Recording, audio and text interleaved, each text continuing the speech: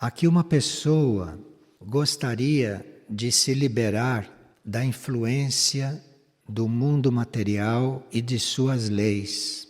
E durante a leitura do livro Portas do Cosmos, ela compreendeu a necessidade de fazer isto e percebeu a energia daquele livro para ajudá-la nisto.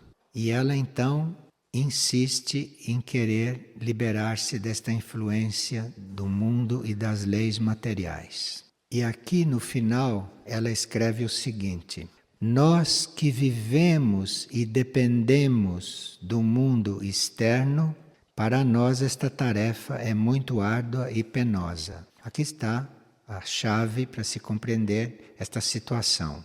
Porque se uma pessoa se considera dependente do mundo externo, ela vai estar sempre às voltas com este mundo material e com essas leis materiais e não vai mesmo conseguir se erguer disto.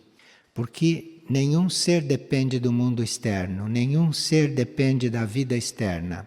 Nós dependemos é de Deus, nós dependemos é da consciência única.